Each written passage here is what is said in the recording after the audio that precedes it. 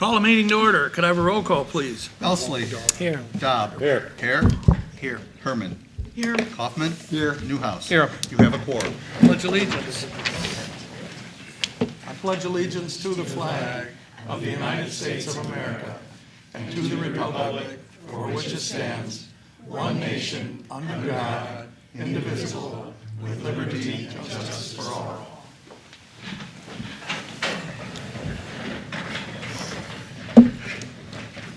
There are no public hearings tonight, no presentations or special reports.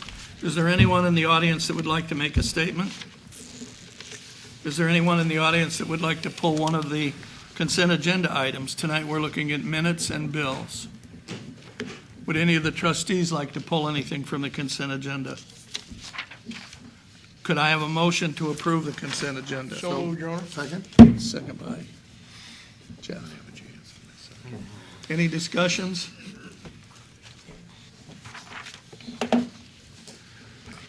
Call it. Elsley. Yes. Dobb. Yes. Hare. Yes. Herman. Yes. Kaufman. Yes. Newhouse. Yes.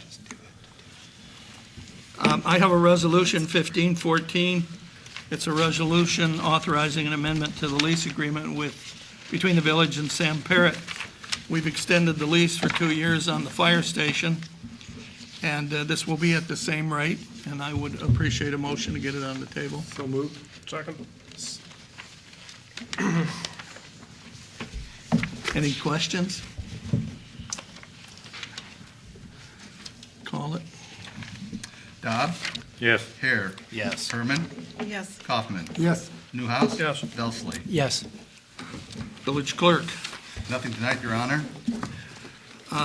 Our village administrator, as you know, has made a career change.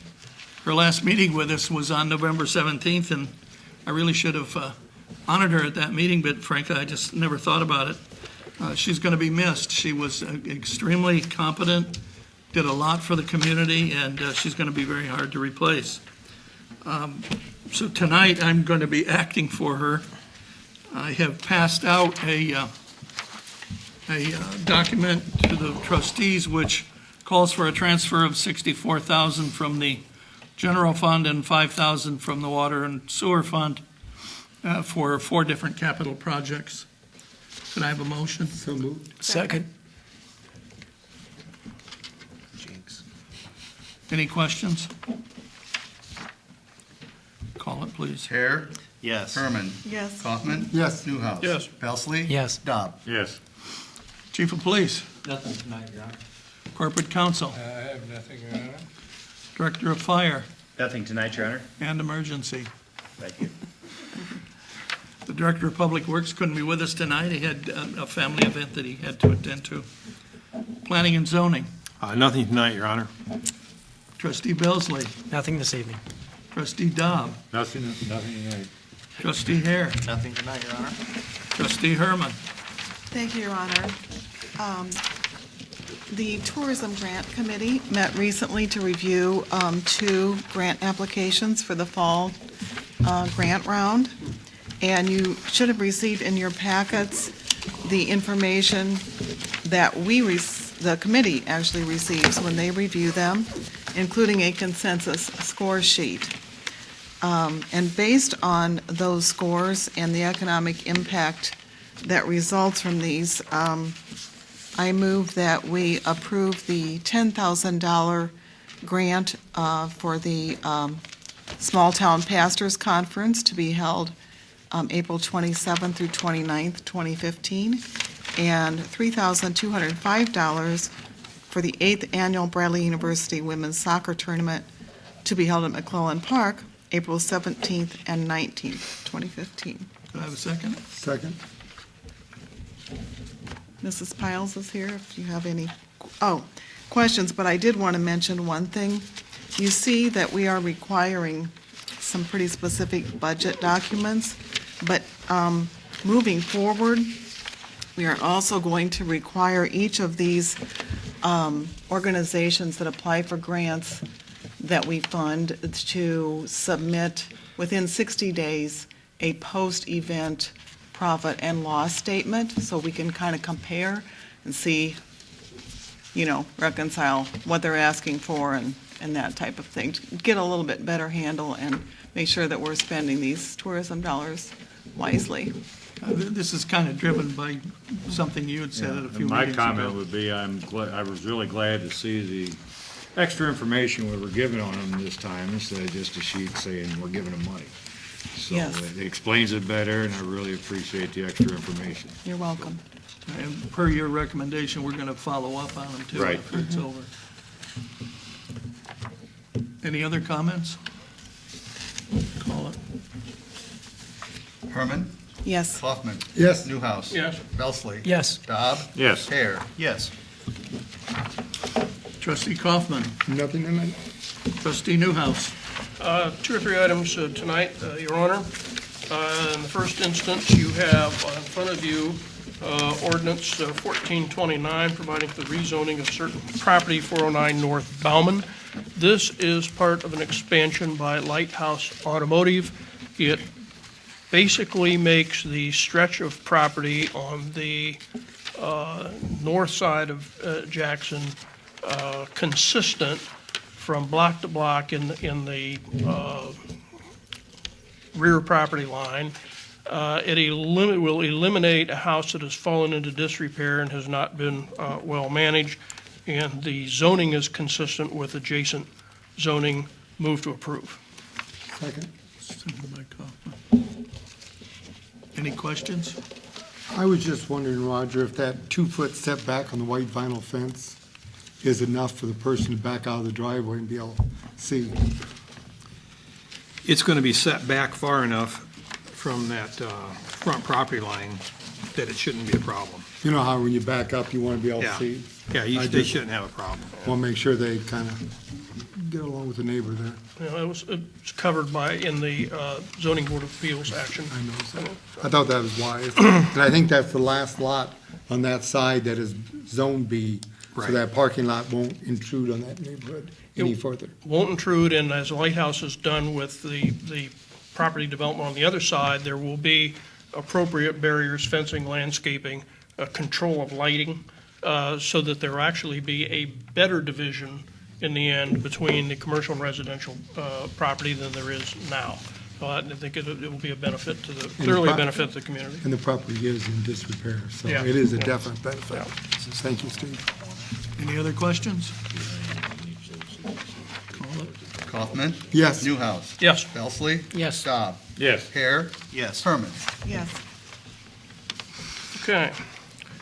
You have in front of you, if you look at your large plat map on the table, a preliminary and final plat for Morton Commerce Park. And this is basically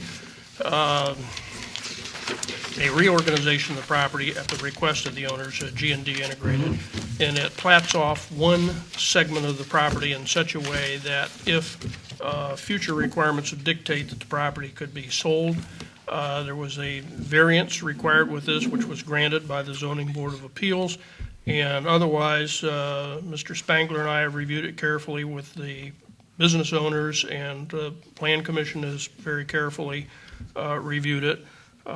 It creates no threat for the community or potential for a property problem down the line that we can see. Move to approve. Second? Any questions? Comments? Call it. Newhouse. Yes. Belsley. Yes. Dobb. Yes. Hare. Yes. Herman. Yes. Kaufman. Yes. Okay, last item, Your Honor. From time to time, I have given an update, a practice that we've gotten into over the last few years on planning and zoning events, issues. It's been a while since we've done one. I like to do at least 2 a year, so I thought this was maybe a good way to wrap up the year. Just kind of look back at 2014 and cover some of the planning and zoning events and some of the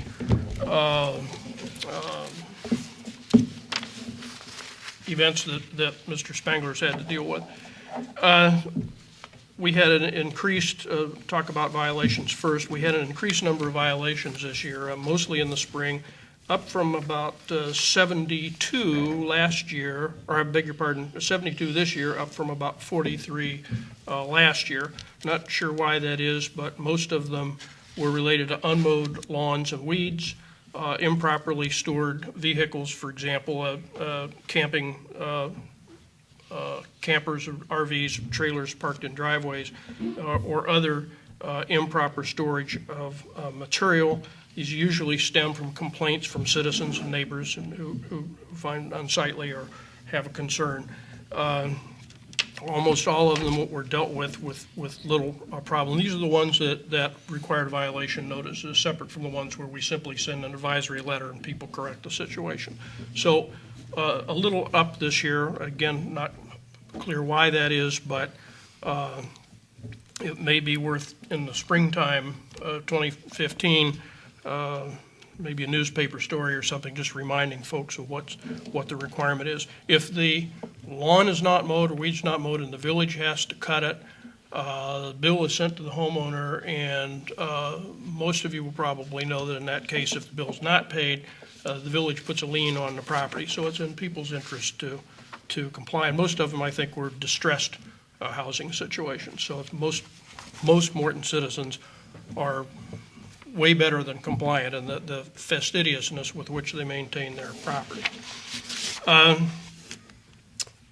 Signs are every once in a while an issue. We've had a few improper signs in the right-of-way, but I'm really happy to say this year during the political campaign season, most folks were very consistent in maintaining the political signs, keeping them out of the right-of-way. Again, the right-of-way is that space between the street and the sidewalk, impermissible for any sign to go there, so we allow real estate signs, but otherwise commercial signs, other kinds of organizational signs ought not go there. There's a good reason for doing that. So thanks to everybody on managing the political campaign signs. I've talked in the past about the number of foreclosures. We've had an unusual situation in Morton over the last few years where some years ago we never had to talk about foreclosures in Morton. During the financial downturn and the economic downturn, we had a number of distressed properties, a number of foreclosures. I think one time we were 20 plus. We are down, apparently, from what I can find on the internet, down to around a dozen or so. There are a couple of empty houses. We monitor those. Mr. Spangler pays attention to those, and where we can reach the mortgage holders, the property owners, we do so and advise them on remaining compliant. We've had a few where we've had to be pretty vigorous with them. We've had a few where it was difficult to find the owners. Some citizens have expressed concern about nearby property problems. If there is a place like that, just encourage folks to contact Mr. Spangler, and the village will take whatever action that we can take under the law. There are certain limitations, but we will certainly pursue those. So the good news is we are slowly returning to the historical low in Morton, where at the time when I think we probably a foreclosure in Morton would have been a rare thing. We are growing at about our typical rate, a little less than 1% per year.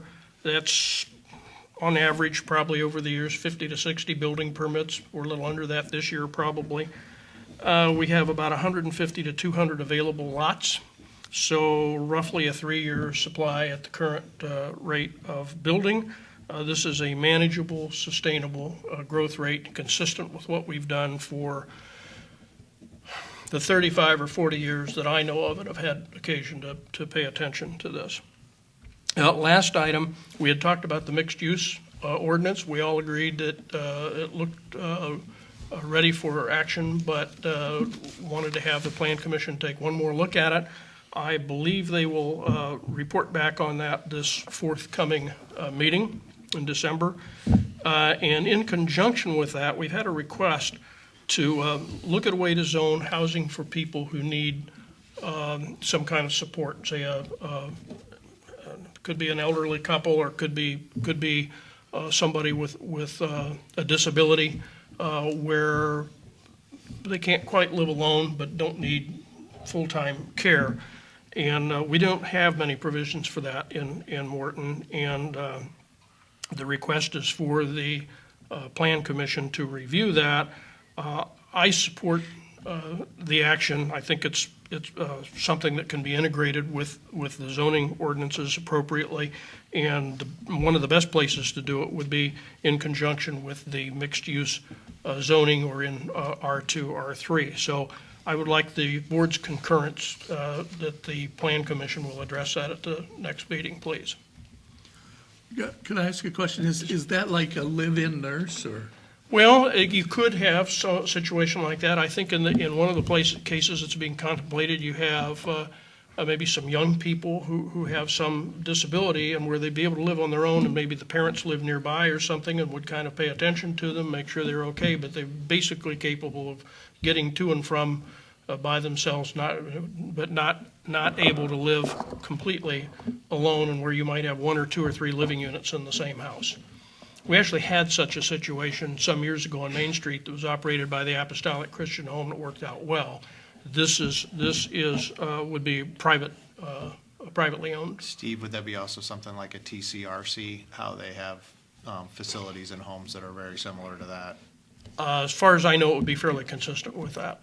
But the main thing at this point is to have the Plan Commission look at it and make a recommendation and determine whether or not it's consistent and determine what regulations need to be in place, if any. So if everyone's in agreement, we will direct the Plan Commission to Fine review with that. me. Okay. All right. I think that's the last item, Your Honor. Thank you. Anyone have any questions for Steve? We have no need for a closed session today. I'll entertain a motion to adjourn. So moved. Second. Second by Mr. Mayor. You got one over here.